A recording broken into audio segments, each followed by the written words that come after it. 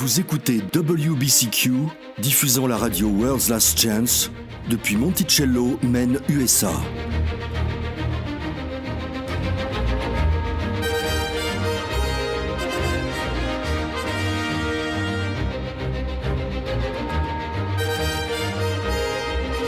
Crimes violents, troubles politiques, instabilité financière, tout indique une crise imminente, une crise sans précédent.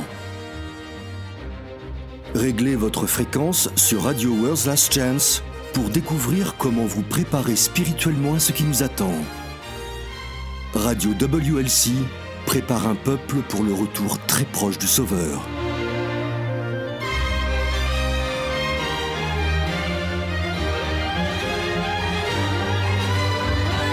Quelqu'un vous a-t-il déjà fait du tort et vous a demandé pardon ? Qu'avez-vous fait ? Lui avez-vous pardonné ? Votre choix de pardonner était-il subordonné à la compréhension que l'autre personne ne continuerait pas à vous faire du mal ou à vous faire du tort ? Bonjour, je suis Thomas Roland. Je ne sais pas pour vous, mais en ce qui me concerne, il y a certains domaines de ma vie qui représentent une véritable lutte. Et peu importe le nombre de fois où je me repens, peu importe le nombre de fois où je décide de ne jamais répéter les erreurs du passé, il semble que tôt ou tard, je trébuche à nouveau dans le péché. Aujourd'hui, Jean-Olivier va nous expliquer pourquoi c'est le cas et ce que nous devons faire, ainsi que ce que nous ne devons pas faire à ce sujet. Jean ? Merci Thomas. Commençons par ce que nous ne devons pas faire. La principale chose que nous ne devons pas faire est de rester loin de Yah. Lorsque tu pèches, va vers lui. Il est ton seul espoir. Et pourtant, ce n'est pas ce que nous faisons. Surtout si c'est une chose pour laquelle nous avons déjà demandé pardon plusieurs fois. Oh, je sais. Tout domaine dans lequel je lutte vraiment, tout domaine dans lequel j'ai particulièrement besoin de l'aide de Yah, à chaque fois que je pêche, il devient de plus en plus difficile de demander pardon. C'est gênant.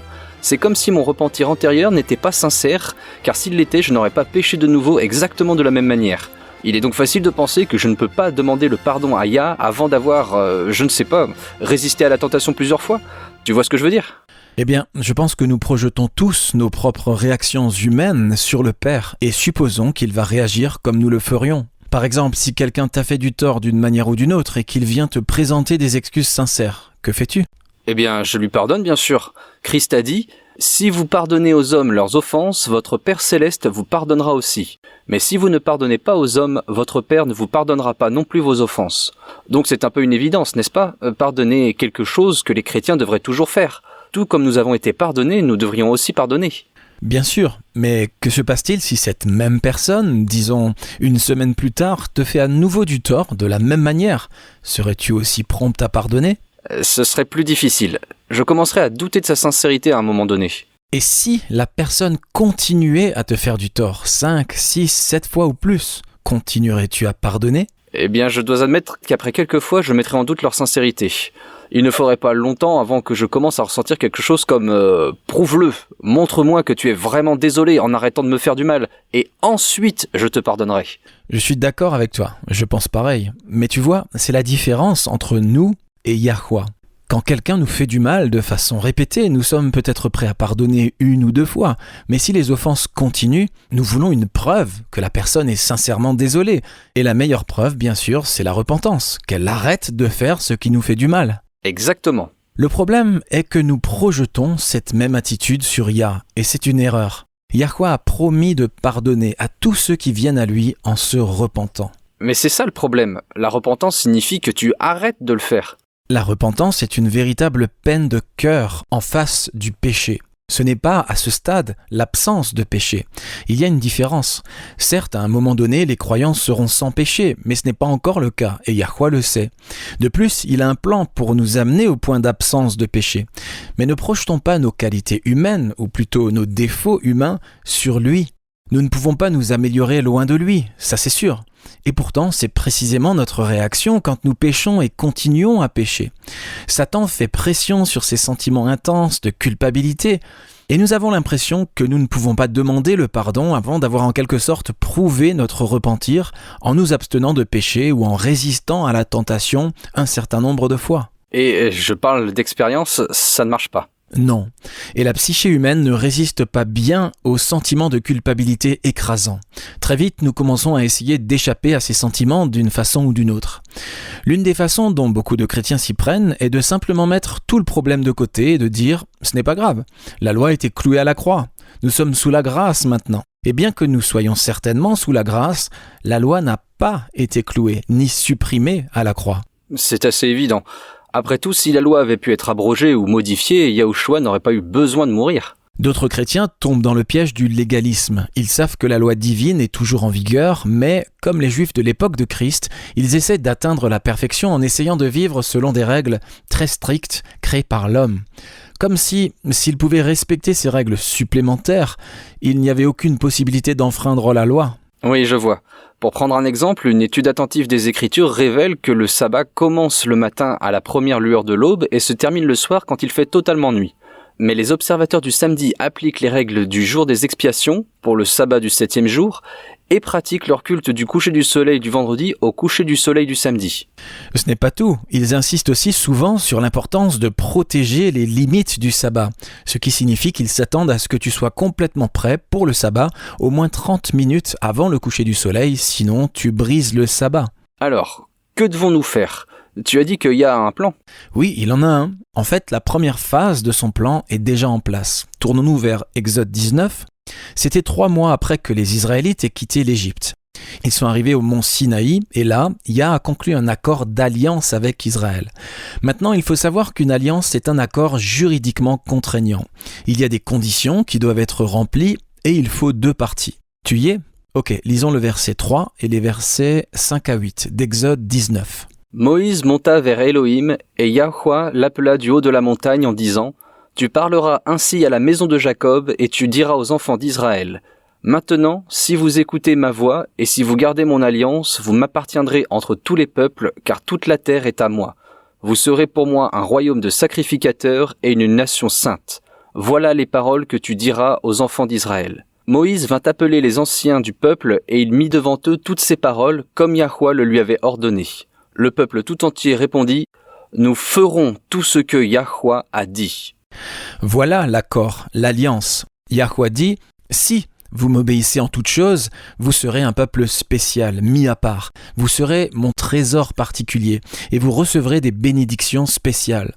Ça semble plutôt bien pour les anciens esclaves qu'ils étaient.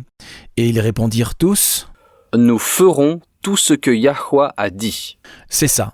Et je crois qu'ils étaient sincères dans cette démarche, même si c'était pour des motifs intéressés.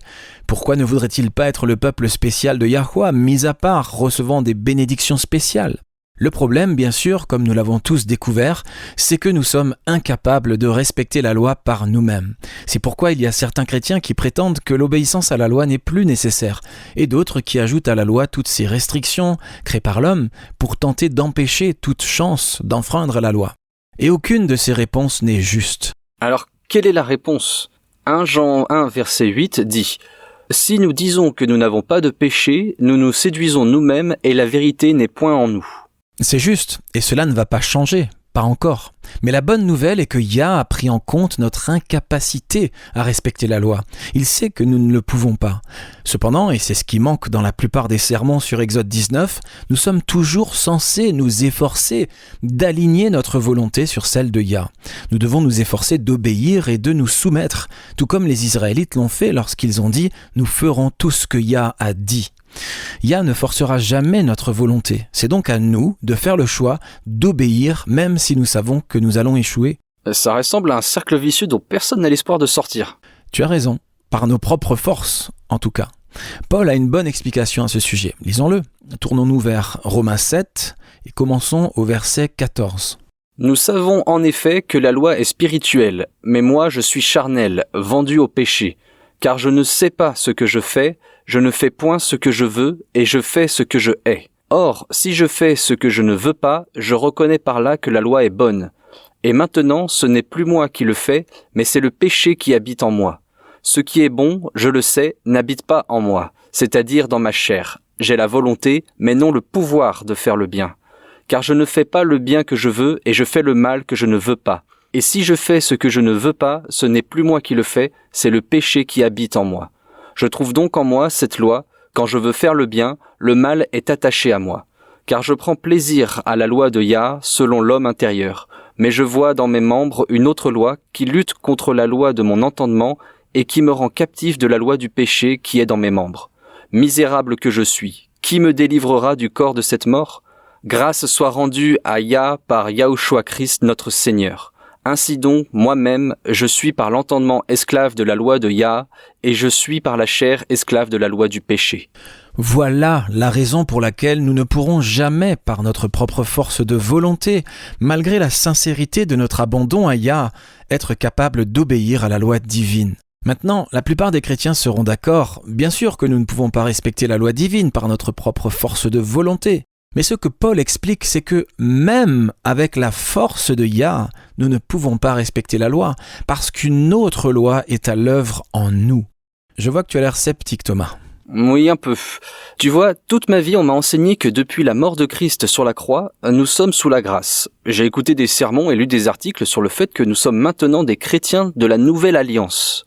Pour ceux d'entre nous qui savent que la loi est toujours en vigueur, ça implique la nécessité de s'abandonner à Yah jusqu'au point de vivre comme Christ a vécu, sans péché. Je comprends ce que tu dis, mais c'est là que nous nous égarons. Nous pensons que si nous faisons une reddition pleine et entière, alors Christ en nous gardera parfaitement la loi de Yah.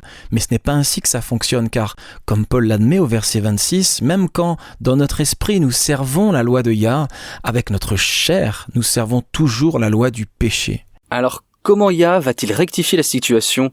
Nous n'allons certainement pas pécher à perpétuité pendant toute l'éternité.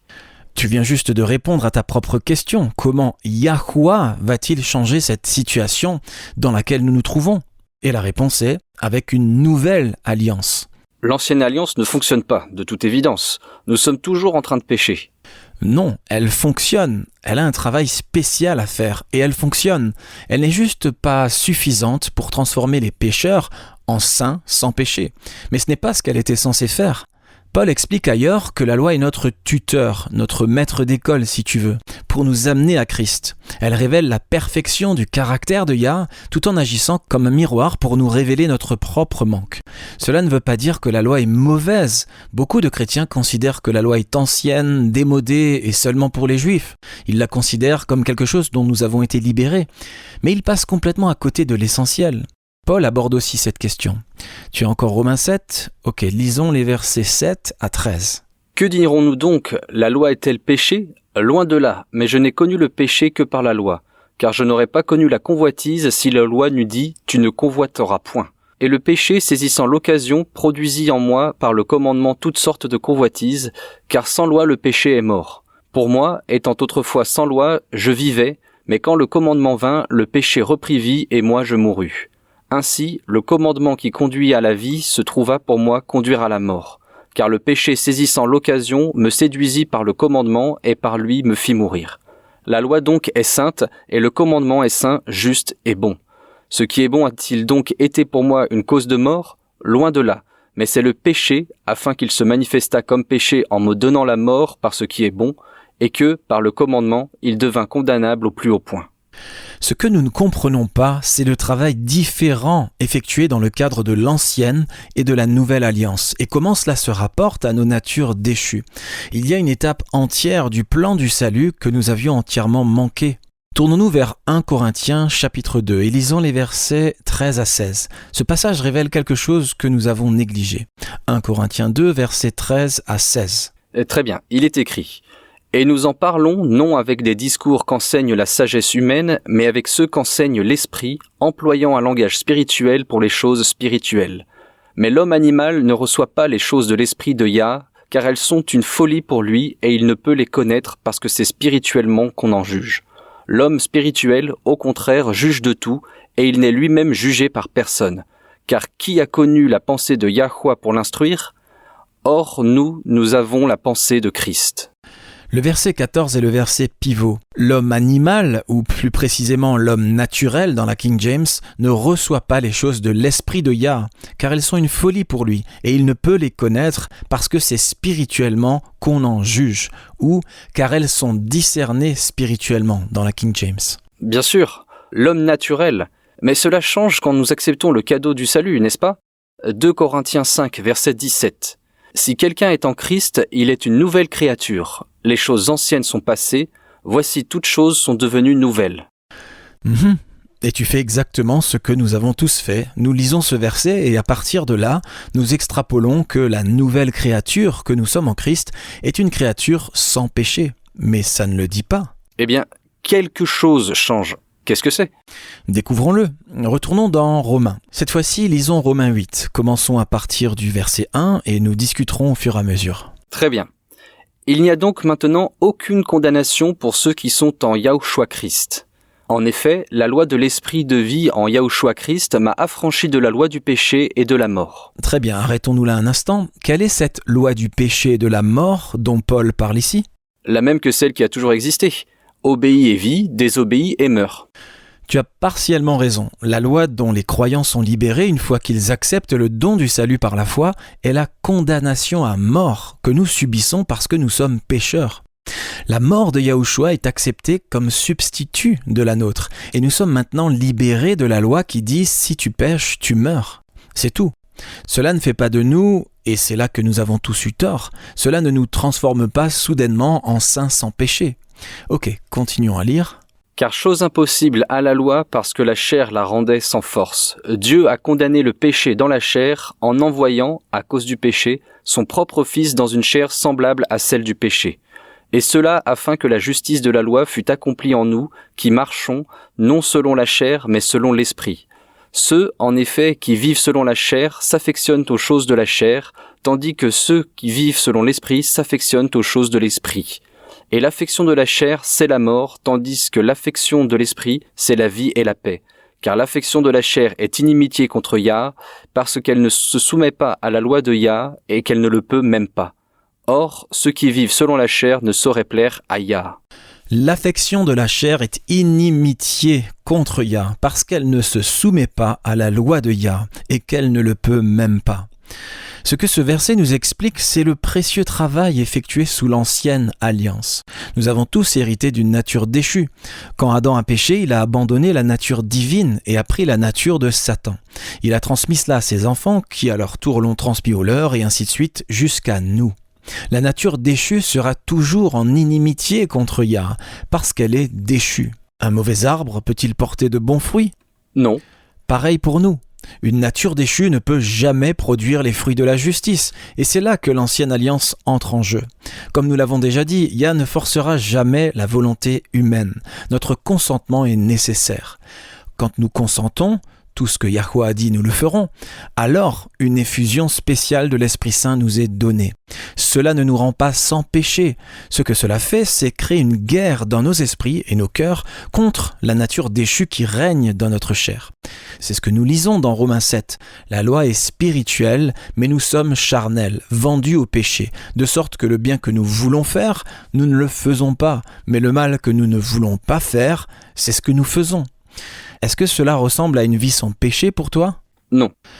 Mais tu vois, sans l'ancienne alliance qui fait son travail de préparation sur le cœur, il n'y aurait pas cette guerre entre nos pensées ou notre esprit qui veut obéir à la loi et notre chair qui veut joyeusement continuer à pécher. Romains 7, verset 18, « Ce qui est bon, je le sais, n'habite pas en moi, c'est-à-dire dans ma chair. J'ai la volonté, mais non le pouvoir de faire le bien. » Voilà le dilemme, mais sans ces arts, cet acompte de l'Esprit Saint, qui crée en nous un désir de ce qui est bon, nous ne voudrions même pas arrêter de pécher. Relisons les versets 21 à 23 de Romains 7. « Je trouve donc en moi cette loi. Quand je veux faire le bien, le mal est attaché à moi. Car je prends plaisir à la loi de Yah, selon l'homme intérieur, mais je vois dans mes membres une autre loi qui lutte contre la loi de mon entendement et qui me rend captif de la loi du péché qui est dans mes membres. » C'est cette guerre contre la chair que l'ancienne alliance établie au mont Sinaï est censée faire. Nous ne devons pas simplement baisser les bras, abandonner et dire « Eh bien, ça n'a pas d'importance puisque la loi a été clouée à la croix ». En même temps, nous ne sommes pas soudainement sans péché. Si nous l'étions, nous ne continuerions pas à pécher, et Paul n'aurait pas écrit avec tant d'éloquence sur la lutte des croyants pour faire ce qui est juste. Quand tu es charnel et vendu au péché, il n'y a pas de lutte. C'est conforme à ta nature de péché. La lutte ne commence que lorsque l'esprit est donné pour créer en toi une haine pour le péché que tu aimais autrefois, et un amour pour la loi que tu détestais autrefois. Paul avait bien compris cela, peut-être mieux que quiconque. Voici l'apôtre des gentils, des non-juifs, désigné par Yah, et pourtant il luttait toujours contre le péché. Allons dans 1 Corinthiens chapitre 9 et lisons le verset 27. Très bien. Mais je traite durement mon corps et je le tiens assujetti de peur d'être moi-même rejeté après avoir prêché aux autres. Même Paul a lutté avec la question du péché perpétuel. Il admet ici qu'il doit garder son corps assujetti, c'est-à-dire garder son corps sous contrôle. Il ne dit pas qu'il réussit à 100% du temps, c'était une lutte pour lui aussi. Mais, grâce au travail de Yah sur le cœur sous l'ancienne alliance, nous trouvons maintenant une nouvelle loi à l'œuvre en nous, la loi de Yah qui nous fait détester le péché que nous aimions autrefois et aimer la loi que nous haïssions autrefois. C'est un travail préparatoire très important qui nous prépare à l'œuvre de Yah sous une nouvelle alliance. La grande majorité des chrétiens célèbrent la résurrection de Yahushua le dimanche, alors que des millions de juifs et certaines dénominations protestantes célèbrent le samedi. Mais savez-vous pourquoi ? L'histoire, l'archéologie et l'astronomie confirment que ni le samedi ni le dimanche n'existaient dans le calendrier julien de l'époque de Christ. Les ramifications de ce fait sont énormes. Cela signifie que Yahushua n'a pas pu être ressuscité un dimanche et que le samedi moderne n'est pas le sabbat biblique. Des multitudes de chrétiens ignorent ce fait. Pour savoir quand s'est produit cet incroyable changement de jour de culte, rendez-vous sur worldslastchance.com. Apprenez ces faits historiques, car le moment où vous pratiquez votre culte est important.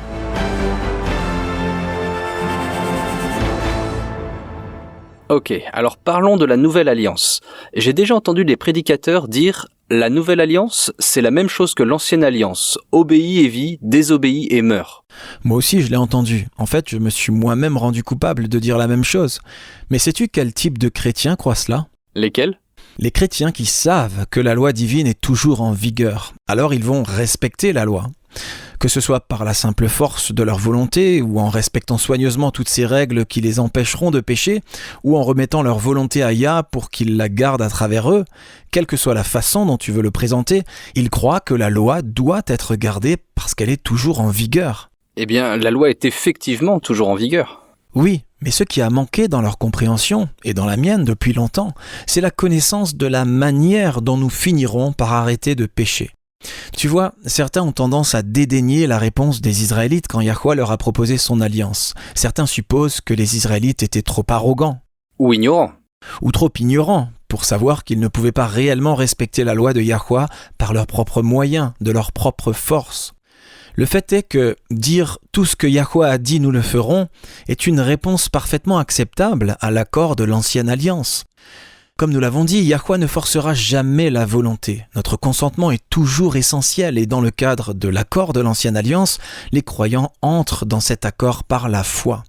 Cela crée immédiatement dans le cœur déchu une inimitié envers le péché.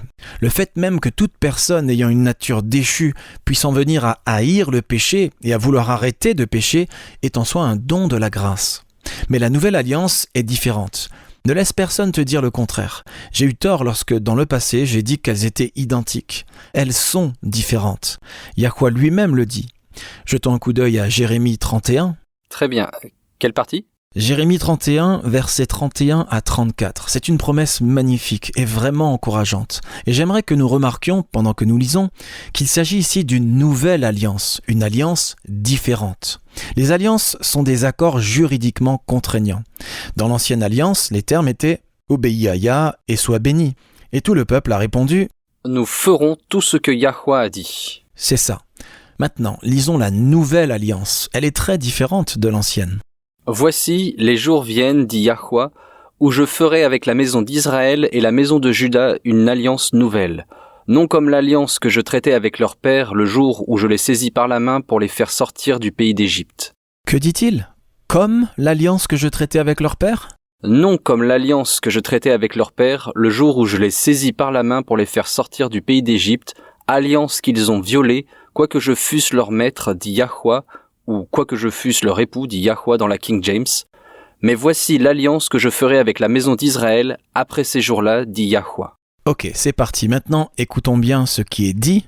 Je mettrai ma loi au dedans d'eux, je l'écrirai dans leur cœur et je serai leur Elohim et ils seront mon peuple. Celui-ci n'enseignera plus son prochain, ni celui-là son frère, en disant « Connaissez Yahweh », car tous me connaîtront, depuis le plus petit jusqu'au plus grand, dit Yahweh, car je pardonnerai leur iniquité et je ne me souviendrai plus de leurs péchés. C'est passionnant. Voilà le remède contre le péché. Voilà le secret pour vaincre le péché qui nous assaille si facilement. Ce n'est pas plus de volonté, ce n'est pas non plus un abandon plus profond, plus rempli de larmes. Tout ce que chacun d'entre nous peut faire, c'est simplement faire le choix de s'abandonner. Nous n'avons pas besoin d'amplifier artificiellement nos émotions. Nous faisons le choix de nous abandonner, de capituler et d'accepter le salut par la foi. Je trouve intéressant que ce ne soit pas non plus ce que j'ai toujours cru, à savoir que si nous nous abandonnons suffisamment, Yahushua vivra en moi et prendra le dessus. Non, ce n'est pas ça non plus, parce que nous aurons toujours le libre arbitre. La mort de Christ à la croix nous le garantit.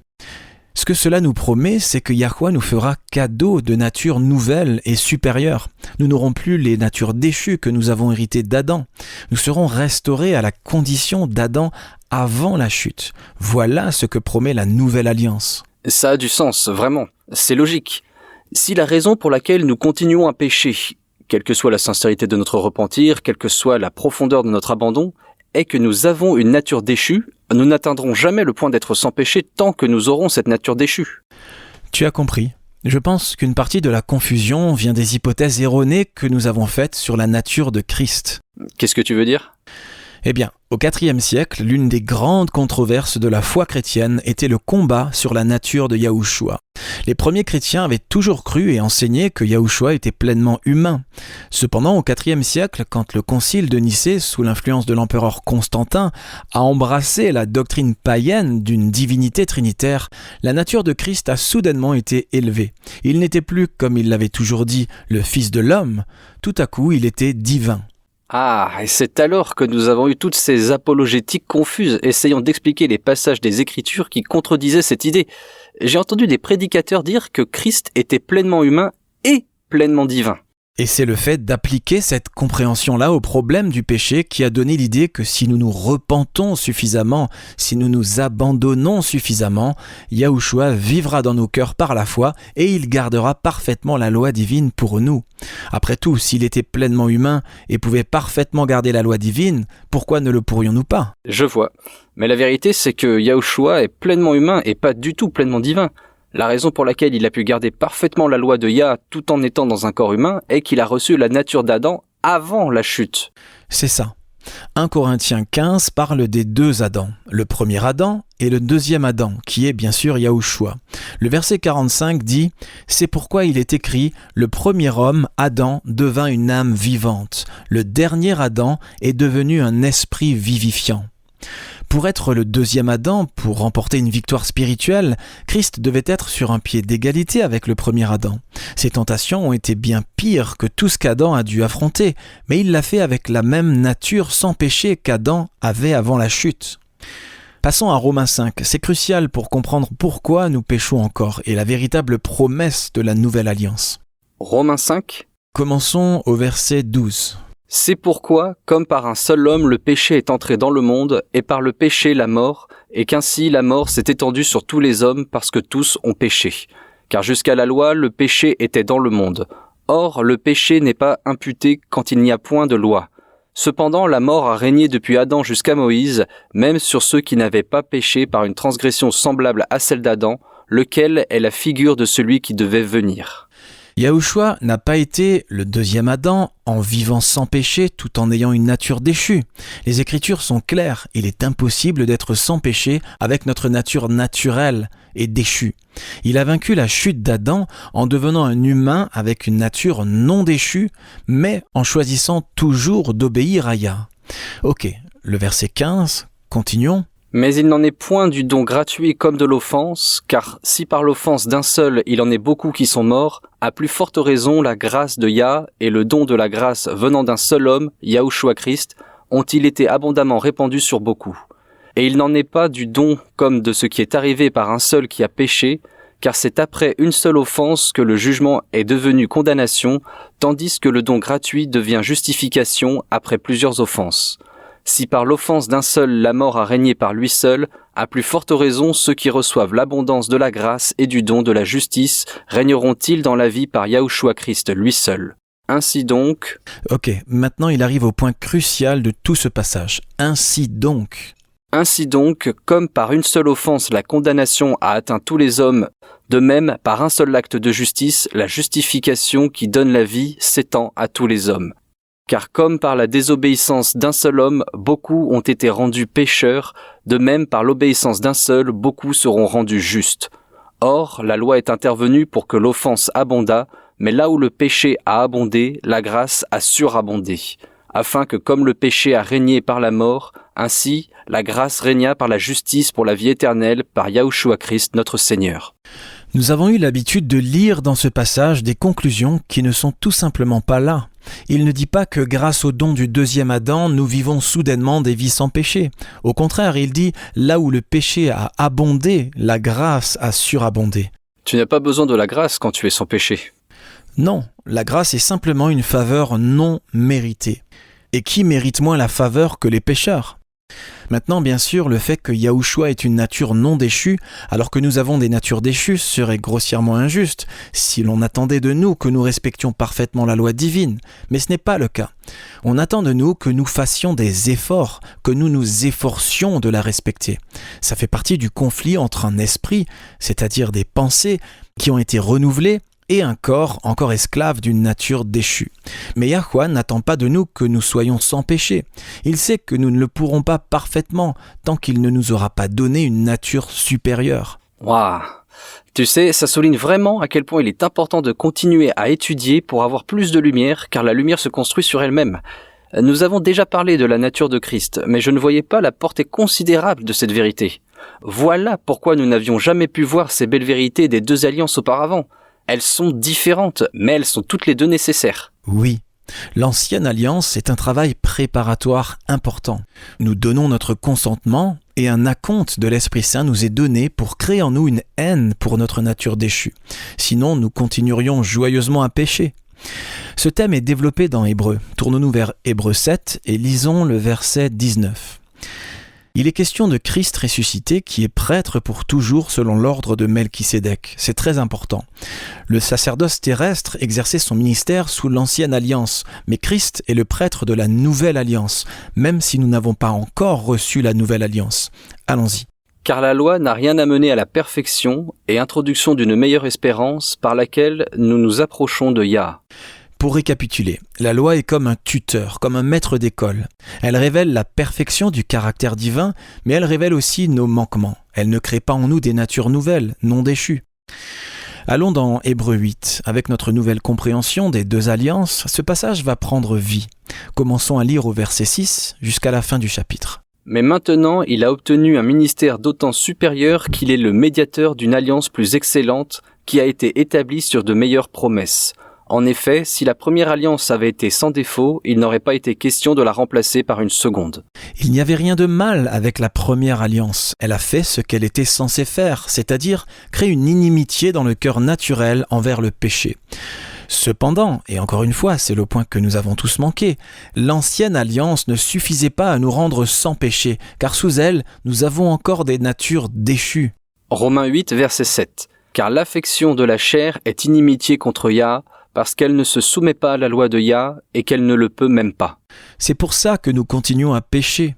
C'est pourquoi l'auteur de la lettre aux Hébreux dit que la nouvelle alliance est une meilleure alliance. Ok, continuons à lire, il va citer Jérémie.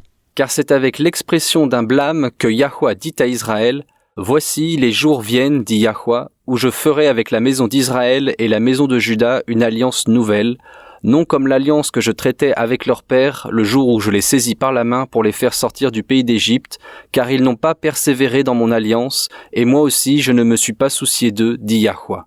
Mais voici l'alliance que je ferai avec la maison d'Israël après ces jours-là, dit Yahuwah. Je mettrai mes lois dans leur esprit, je les écrirai dans leur cœur, et je serai leur Elohim, et ils seront mon peuple.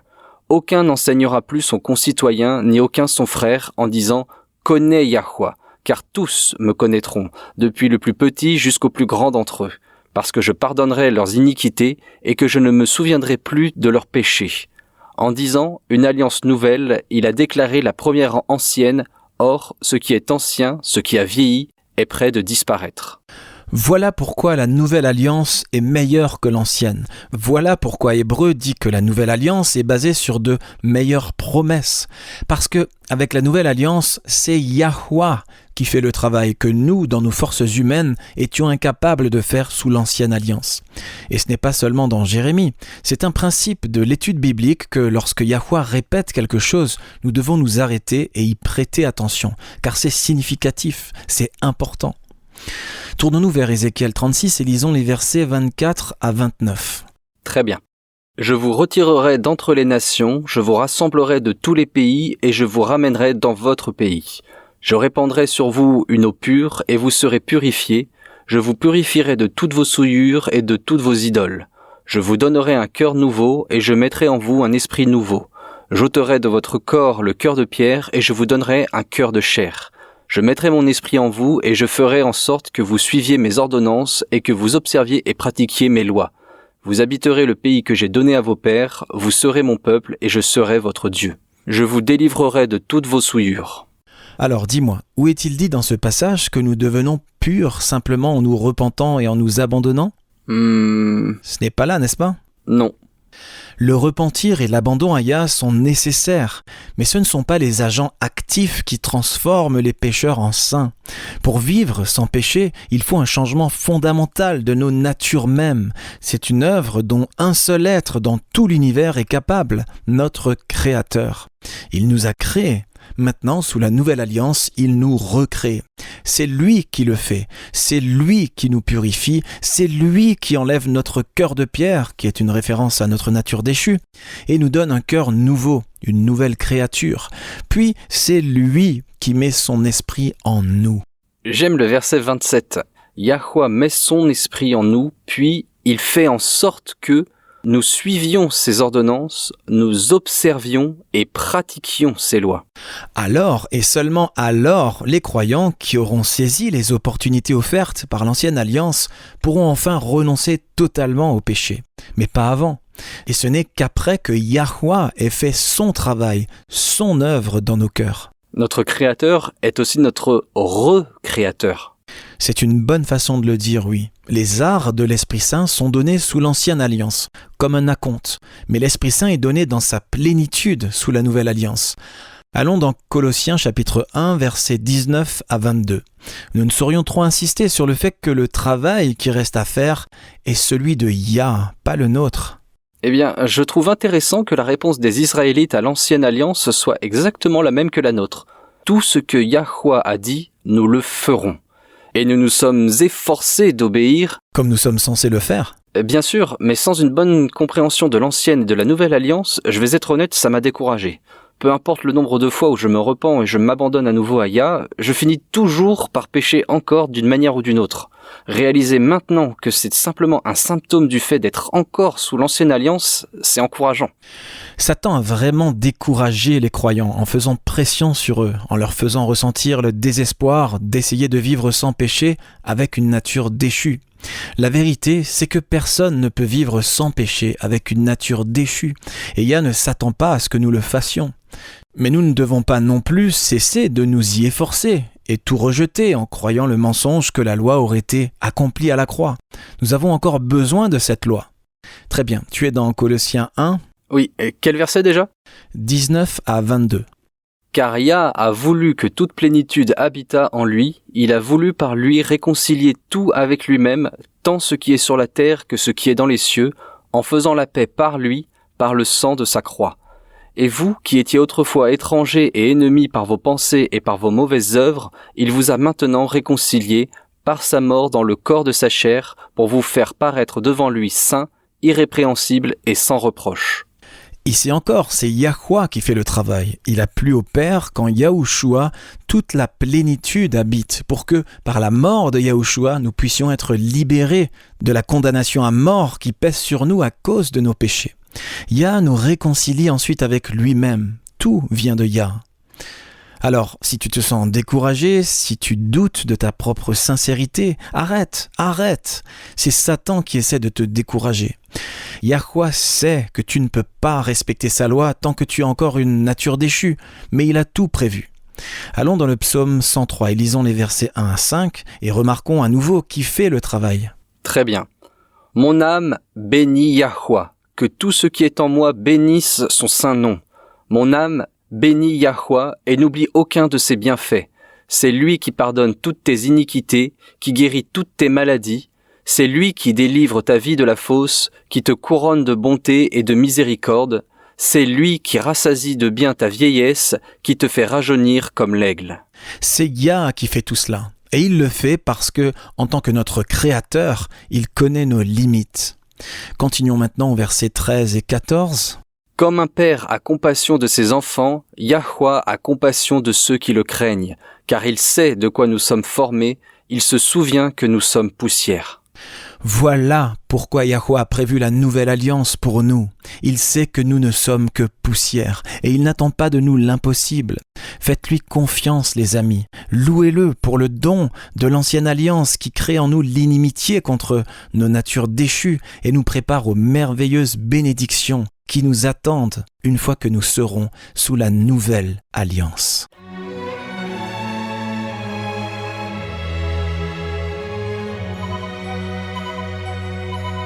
Vous écoutez la radio World's Last Chance sur WBCQ à 9330 kHz sur la bande des 31 mètres. Radio World's Last Chance prépare un peuple pour le retour très proche du Sauveur. Le grand espoir de tout chrétien, depuis près de 2000 ans, est de vivre pour voir le Sauveur revenir sur les nuées de gloire. 1 Corinthiens 15 nous promet que les justes morts seront ressuscités et que les vivants seront changés en un instant, en un clin d'œil, à la dernière trompette. Mais, et ensuite ? Que se passera-t-il ensuite ?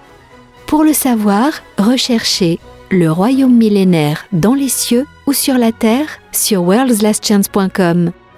La Bible nous promet que l'œil n'a pas vu, l'oreille n'a pas entendu, et il n'est pas monté au cœur de l'homme ce que Yahweh a préparé pour ceux qui l'aiment.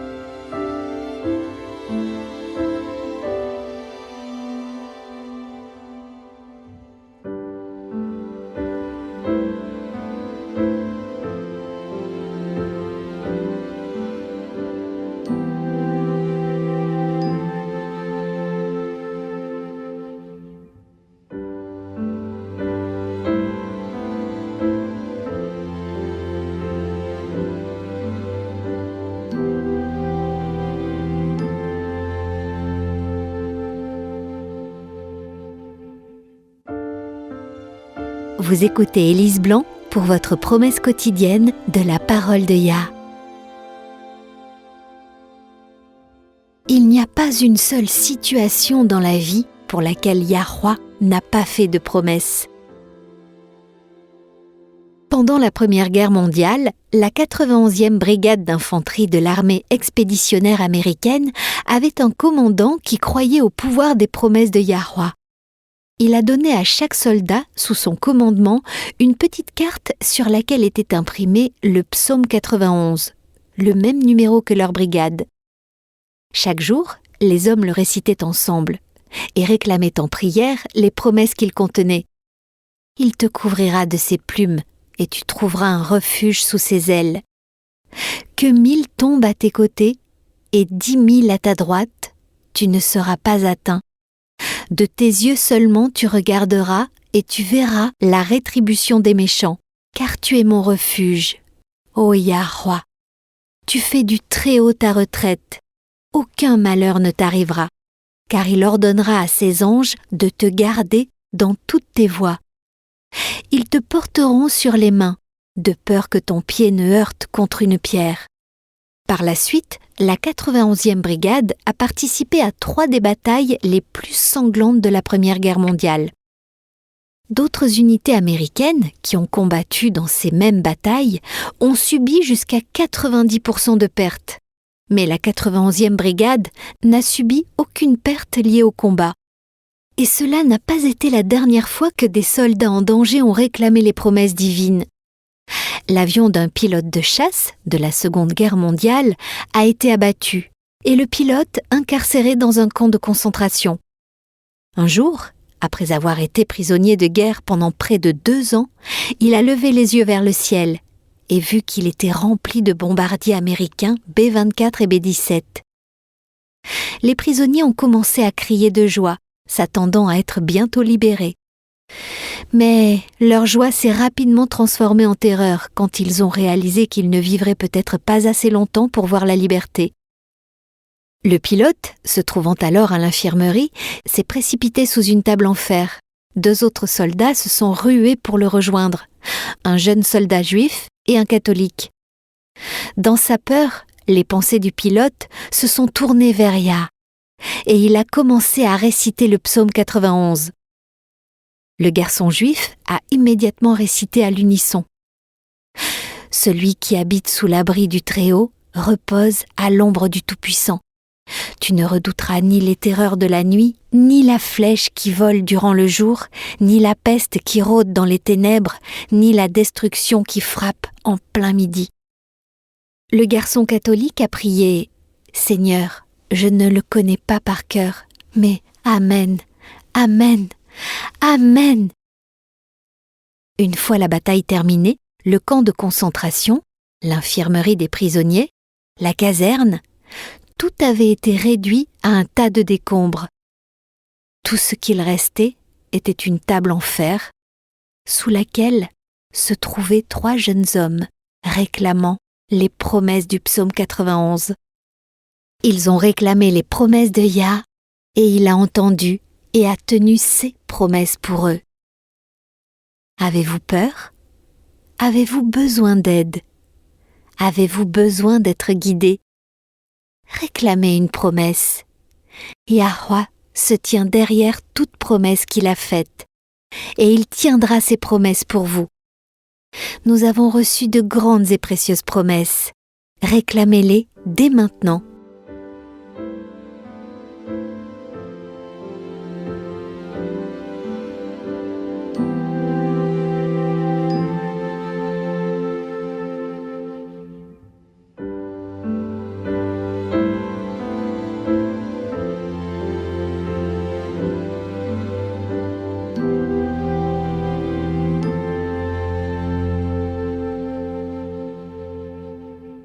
Cette nouvelle compréhension des 2 alliances est époustouflante. J'ai souffert de cette culpabilité écrasante pendant si longtemps parce que je supposais que si je continuais à pécher, c'était parce que je ne m'étais pas assez repenti ou que je ne m'étais pas assez abandonné ou autre chose. Je sais, Satan nous accable vraiment avec la culpabilité, n'est-ce pas? Mais nous devons toujours nous rappeler que Yahweh est notre Père. Est-ce qu'un parent aimant exigerait l'impossible de son enfant? Tu es père, Thomas. Quand tu vois ton fils se débattre et que tu sais qu'il n'y a aucune chance qu'il parvienne à faire ce qu'il essaie de faire, quelle est ta réponse? Est-ce que tu lui dis à quel point il est mauvais dans ce qu'il fait? Est-ce que tu lui dis de faire plus d'efforts? Ou est-ce que tu fais pour lui ce que tu sais qu'il ne pourra pas faire pour lui-même? Eh bien, tout parent aimant va intervenir et aider. Si tu sais que ton enfant essaie de faire quelque chose qui lui est littéralement impossible, lui dire simplement de faire plus d'efforts est en fait, un peu méchant. Yahweh est notre parent aimant. Il sait que nous ne sommes que poussière. Il connaît nos natures déchues. Il sait que nous ne pouvons pas nous transformer soudainement en saints sans péché. Donc, avec la nouvelle alliance, il va faire pour nous ce que nous ne pourrons jamais faire pour nous-mêmes. C'est une promesse à chérir. Alors, quand cela aura-t-il lieu ? C'est une chose que nous n'avons pas encore abordée. Quand est-ce qu'il fait cela ? Quand est-ce qu'il nous recrée ? On m'a appris en grandissant que, pendant la période de détresse prophétisée par Daniel, les croyants devront être sans péché. Es-tu plus près d'être sans péché maintenant que lorsque tu avais, disons, 20 ans ? Pas vraiment. Plus je vis longtemps, plus j'ai le temps de pécher. Je ne suis certainement pas plus près d'être sans péché. Alors, qu'est-ce qui nous fait penser, si nous ne nous sommes pas encore transformés en saints sans péché, qu'est-ce qui nous fait penser que nous allons changer à une date ultérieure ? Certainement pas de notre propre pouvoir. Ou même notre pouvoir combiné à celui de Yah, c'est lui seul. Alors quand ? quand Yahushua reviendra pour établir le royaume de Yah sur la terre. Pas avant. Le dernier chapitre de la Bible nous donne un aperçu de ce qui attend tous ceux qui entrent dans l'accord de la nouvelle alliance avec Yah, le laissant écrire sa loi à l'intérieur d'eux. Allons dans Apocalypse 22 et lisons les versets 1 à 5. Voyons voir. Un ange montra Jean la vie sur la terre renouvelée. Il est écrit « Et il me montra un fleuve d'eau de la vie, limpide comme du cristal, qui sortait du trône de Yah et de l'agneau. Au milieu de la place de la ville et sur les deux bords du fleuve, il y avait un arbre de vie, produisant 12 fois des fruits, rendant son fruit chaque mois, et dont les feuilles servaient à la guérison des nations. Il n'y aura plus d'anathème ou de malédiction dans la King James. » La malédiction, bien sûr, est la malédiction du péché et de nos natures déchues. Ce ne sera plus un problème. Maintenant, voyons la description des sauvés. Il n'y aura plus d'anathème. Le trône de Yah et de l'agneau sera dans la ville. Ses serviteurs le serviront, et verront sa face, et son nom sera sur leur front. Il n'y aura plus de nuit, et ils n'auront besoin ni de lampe ni de lumière, parce que Adonai Yahweh les éclairera. Et ils régneront au siècle des siècles. Quand Moïse a demandé à voir la face de Yah, il n'a pas pu, car aucune personne ayant une nature déchue ne peut le voir et vivre. Mais ici, les saints pourront contempler la face du Père sans crainte. Et pour quelle raison ? Ils auront son nom écrit sur leur front. Son caractère même aura été imprimé sur leur front, dans leur cerveau si tu veux. Ils auront été dotés d'une nouvelle nature supérieure et reflèteront désormais parfaitement l'image divine. Voilà l'avenir promis à tous ceux qui entrent dans une relation d'alliance avec Yah, notre Créateur et notre Recréateur. Amen. Viens, Seigneur Yahushua. Rejoignez-nous demain et d'ici là, souvenez-vous les amis, Yahweh vous aime et vous pouvez compter sur lui faire confiance en toute sécurité car il en est digne.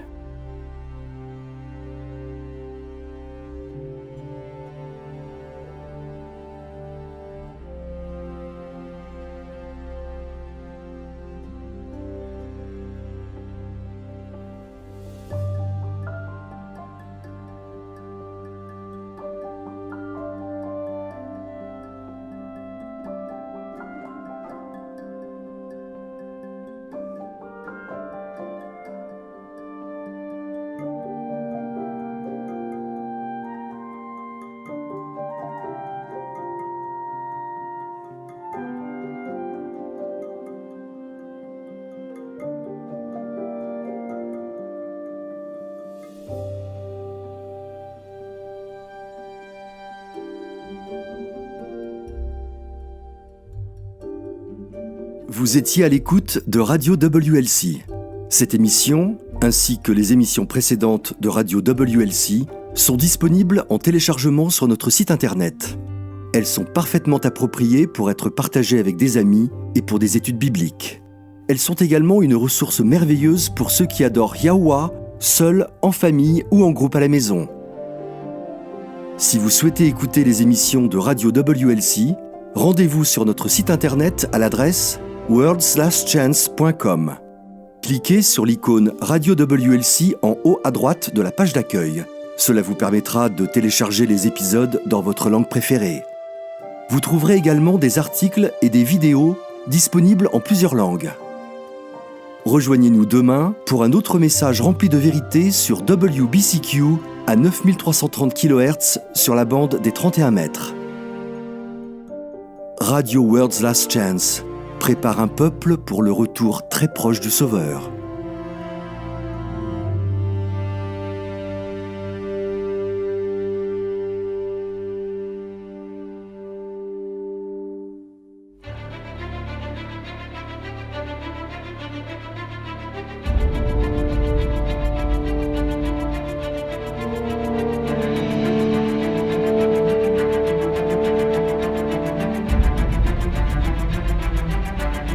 Merci d'avoir été à l'écoute de ce programme sur Radio WLC. Nous vivons une époque très solennelle. Le monde est au bord d'un grand désastre.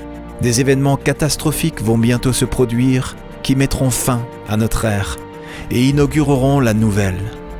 Dans sa grande miséricorde, Yahweh a révélé par la prophétie ce que l'avenir nous réserve. Apocalypse 8 prédit une série d'événements d'une gravité croissante qui dévasteront la terre. Les réserves de nourriture mondiale seront décimées. La famine et la mortalité qui l'accompagnent en résulteront. Les réserves d'eau potable de la terre seront également touchées. Apocalypse 9 nous révèle que des démons se feront passer pour des extraterrestres. La terreur et la dévastation causées par cette soi-disant invasion extraterrestre feront que les gens chercheront désespérément à se mettre en sécurité à tout prix. La liberté de vivre et de pratiquer le culte selon ce que nous dicte notre conscience ne sera qu'un souvenir du passé. De nombreuses vies seront perdues au cours de cette série d'événements et lorsque la marque de la bête sera imposée, il y aura des martyrs. Chaque événement sera une préparation pour la crise suivante, dans un long et dernier appel à la repentance de la miséricorde divine, car Yahuwah ne veut pas qu'un seul périsse, mais au contraire que tous arrivent à la repentance. Peu de temps après les événements décrits dans Apocalypse 8 et 9, les 7 derniers fléaux s'abattront sur la terre. Ces fléaux et les trompettes précédentes feront des ravages et sèmeront le chaos sur la terre. Ils causeront une destruction et une misère sans précédent. Ésaïe 24 nous avertit ainsi. Oui, Yahuwah va dévaster la terre, il va la ravager, en bouleverser la surface, il en dispersera les habitants. La terre se déchire et se fissure, elle vacille, elle oscille et titube, pareille à un ivrogne, et elle est ébranlée comme une cabane, car le poids de son crime pèse sur elle. Elle tombe et ne se relève plus. Pour les croyants, cependant, il y a de l'espoir.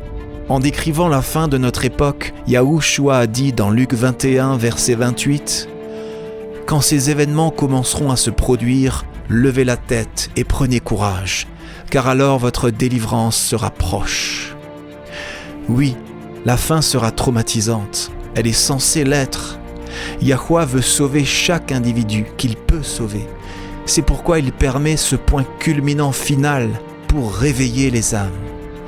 Mais la bonne nouvelle de l'évangile du royaume de Yah est que, au-delà des événements traumatisants d'un proche futur, une éternité de bonheur attend tous ceux qui accepteront le don divin du salut. Lorsque Yahushua reviendra, tous ceux qui sont morts en croyant au mérite du Sauveur crucifié et ressuscité seront ressuscités lors de la première résurrection. Yahushua établira alors le royaume de Yah sur terre. Lui et les rachetés régneront conjointement sur la terre pendant les 1000 premières années de l'éternité. Jean a vu un nouveau ciel et une nouvelle terre, car le premier ciel et la première terre avaient disparu. Si vous souhaitez vous joindre aux rachetés de toutes les époques et vivre une vie à la mesure de celle de Yahuwah, faites le choix. Acceptez le salut aujourd'hui. Vous n'avez pas besoin de vous y préparer par vous-même. La vérité est que vous ne le pouvez pas. Et moi non plus. Personne ne le peut. Venez à lui tel que vous êtes. N'attendez pas d'avoir cessé de pécher. Vous ne vous améliorerez pas par vos propres efforts. Acceptez l'invitation de Yahuwah à devenir membre de son royaume terrestre éternel. Lorsque vous accepterez cette précieuse invitation, Yahuwah vous offrira un tout nouveau cœur. Dans Ézéchiel 36, verset 26, il déclare « Je te donnerai un cœur nouveau, et je mettrai en toi un esprit nouveau. J'enlèverai de ton être ton cœur dur comme la pierre, et je te donnerai un cœur de chair. » Accepter ce cadeau inestimable est la seule façon de rejoindre son royaume. Venez à Yahuwah tel que vous êtes. Il attend, les bras grands ouverts, désireux de recevoir tous ceux qui viennent à lui.